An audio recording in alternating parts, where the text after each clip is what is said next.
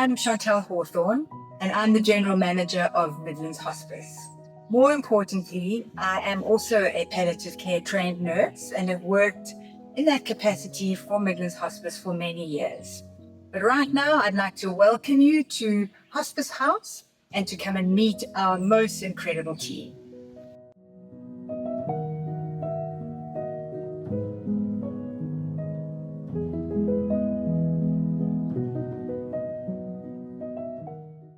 Hi, my name is Linda Hill. I'm the administrator at Midlands Hospice, and I've been here for almost a year. It's very fortuitous that I landed up getting this amazing position at Midlands Hospice this year, because it's the 10th anniversary of my mum's passing. And about 15 years ago, hospice were involved in when we got the diagnosis for my mum. And we called hospice, and we had an amazing visit by Chantal, who was then a registered nurse, who is now our general manager.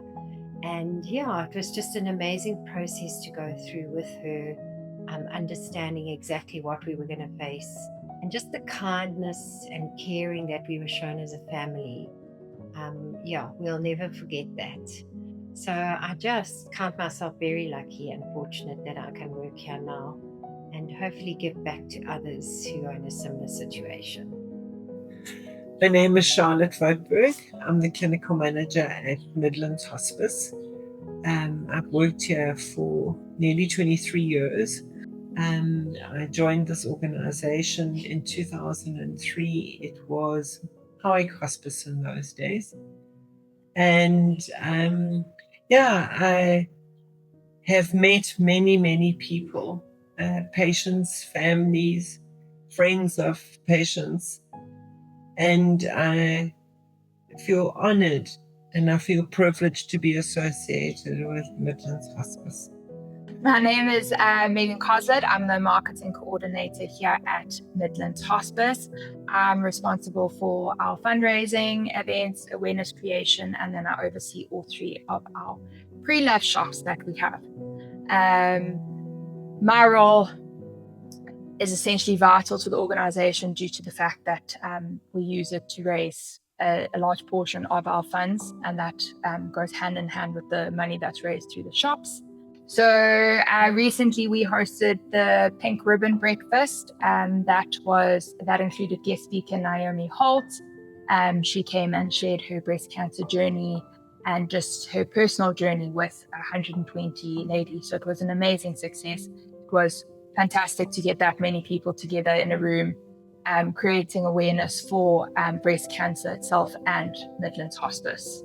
So the best thing that the community can do is to support our vision, and that's to provide a service of palliative care to people within our community.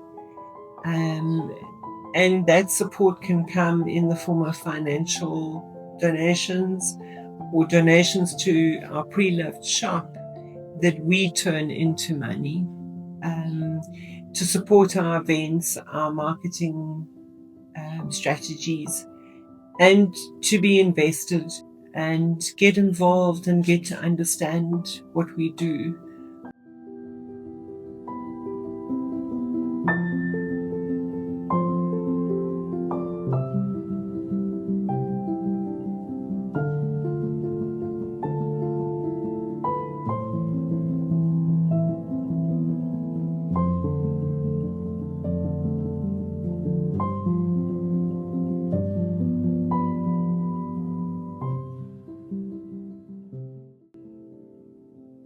Hi, my name is Nozipho Numalo.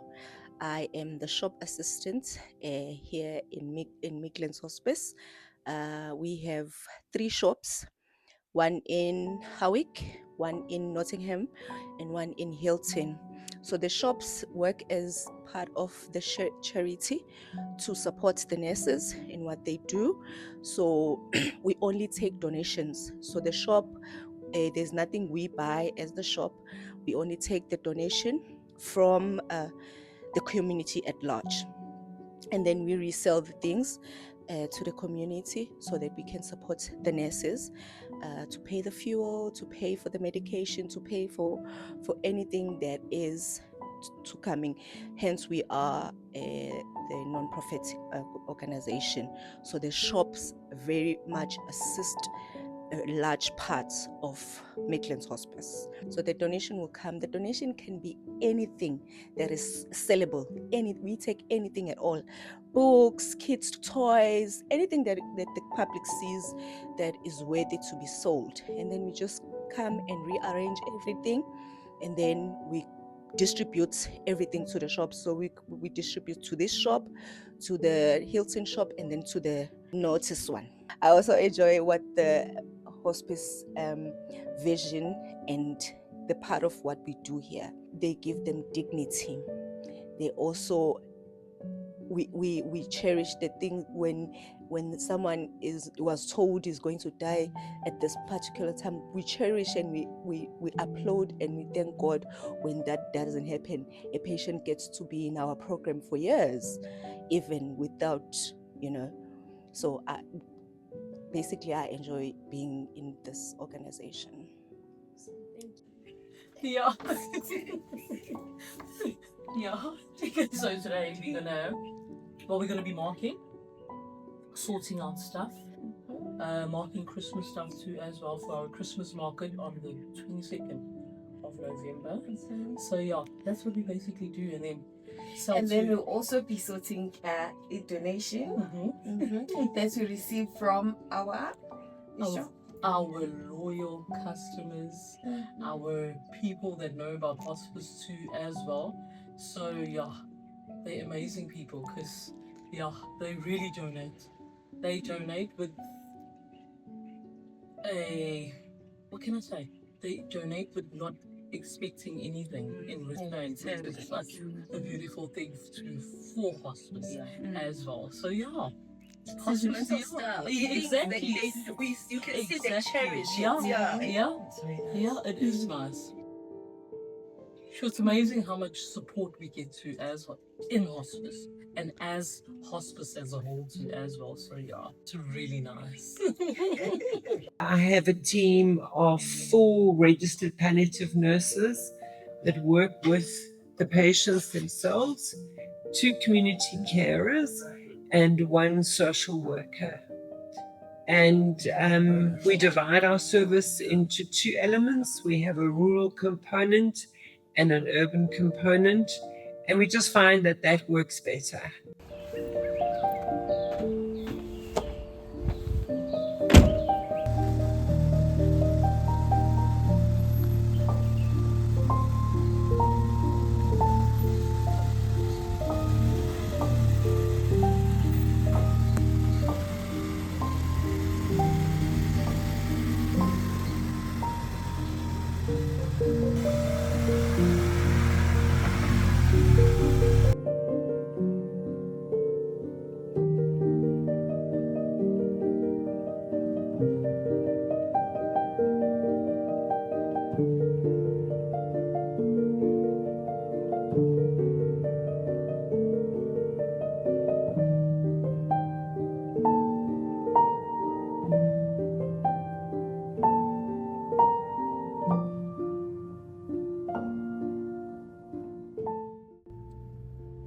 So you love your work, eh? I love my work more than I love myself.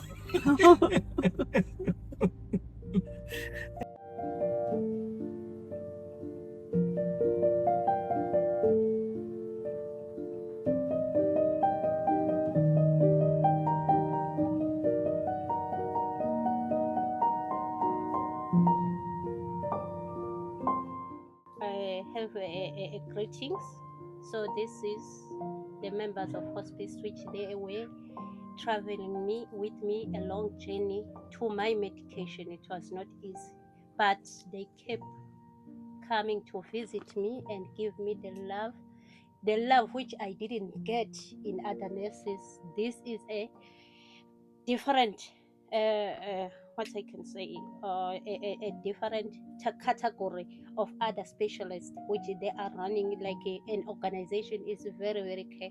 So I'm very, very happy because till the end, this is my final medication which I got from the clinic, but they are still checking up what is it. They will tell me the response.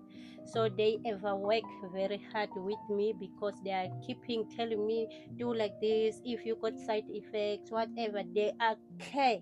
They are care. And I'm very, very happy. If the sister is not here, the PA, or can say PA, or a sister, slow sister, I don't know, but it's a PA of the doctor. They are visiting every Friday to come to do the site visit. It was very nice to be with them, and I'm still insisting that they have to come to check if happens again. Thank you very much. So if the family are battling, we're there to try and help them and advise and to do what we can as well. And then that's where Spare comes in, our social worker. So that's where she comes in and deals with the non-medical sides and helps.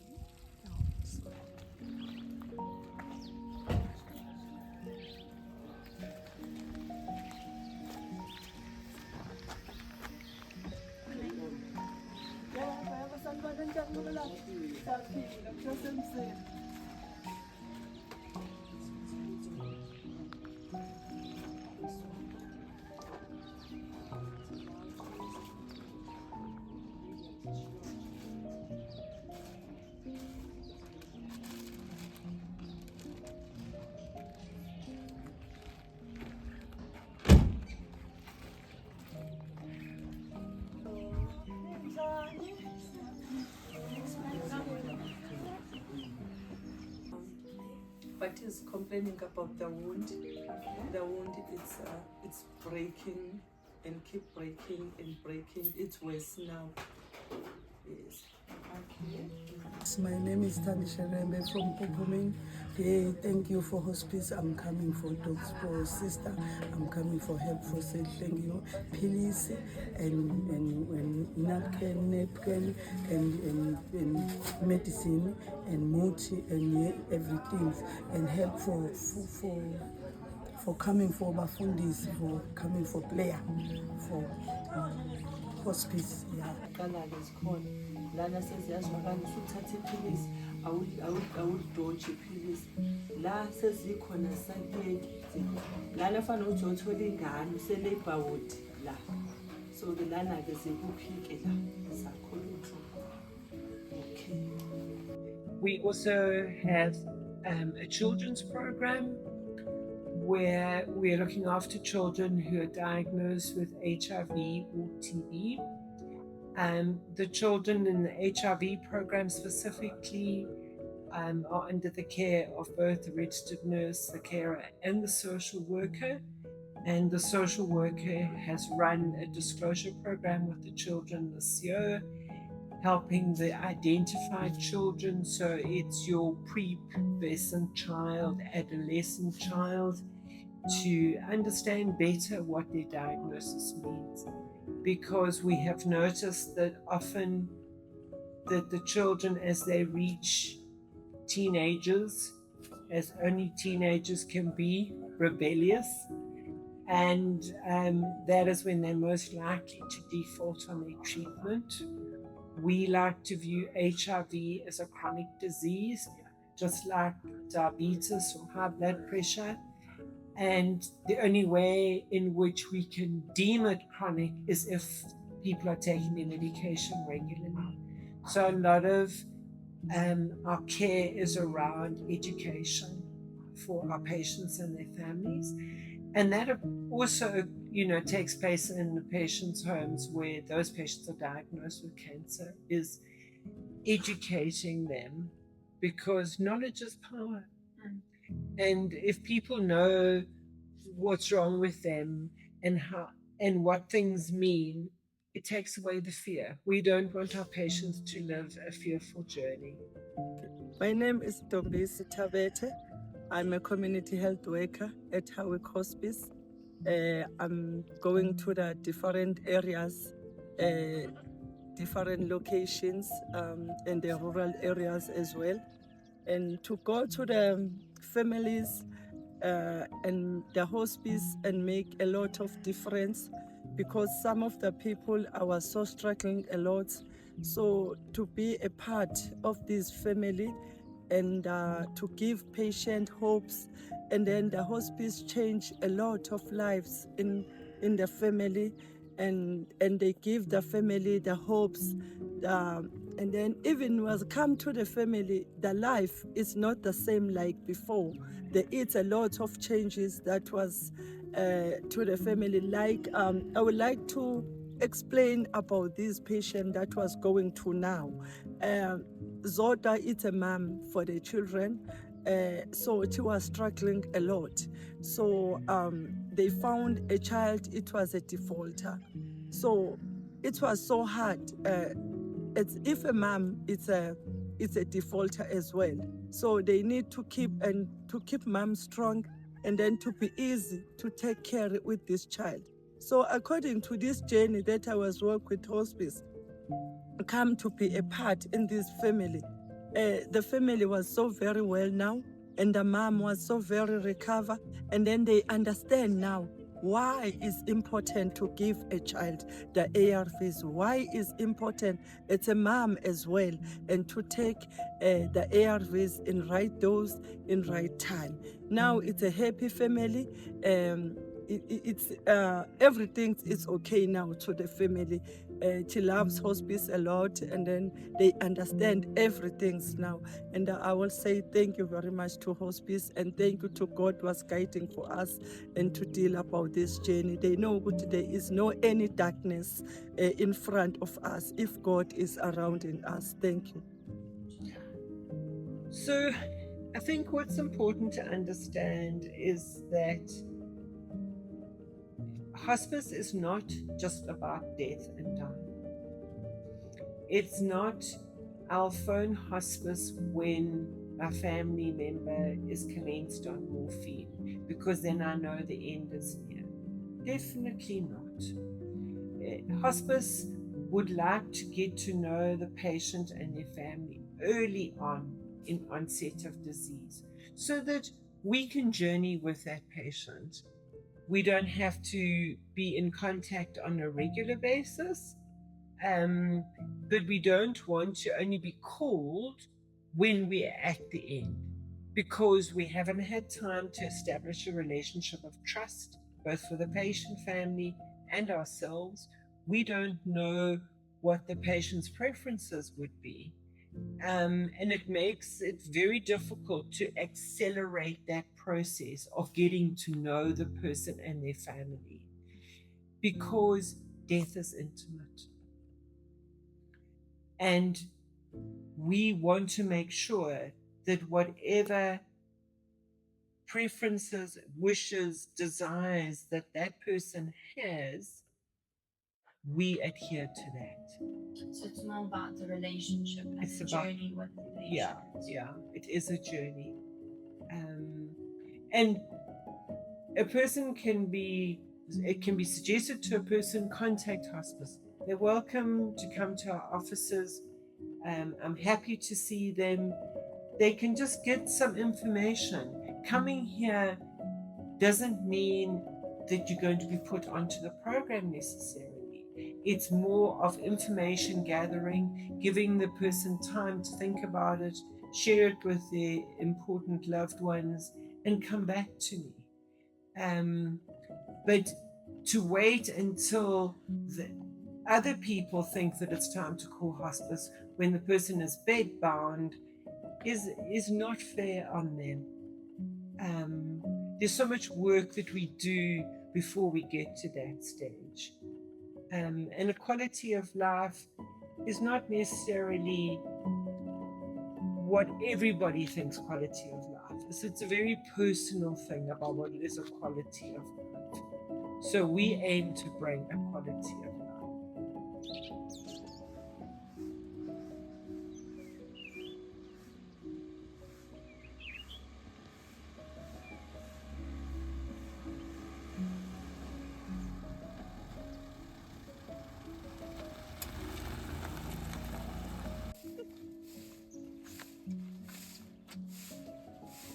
Hello. Hello, my sweetie. How are you? And how are you? Do you know food stuff? Good. How are you? I'm good today. Are you good today? I'm good today.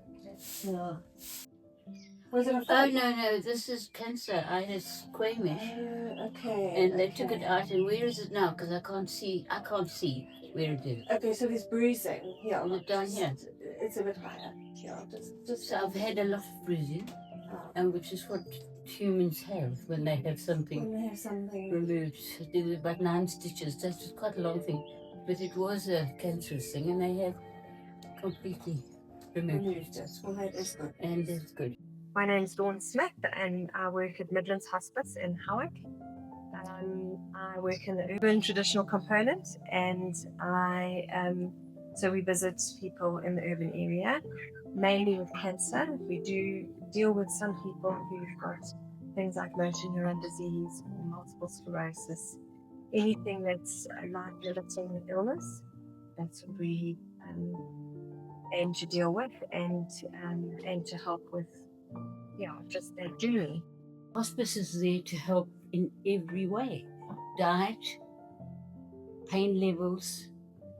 They've just got so many good suggestions, and they're very supportive, and they're always at the other end of the phone, and they visit, and you can then talk of your stuff, which you're not going to do to your neighbours or your friends even maybe, because you don't want to appear to be full of self-pity.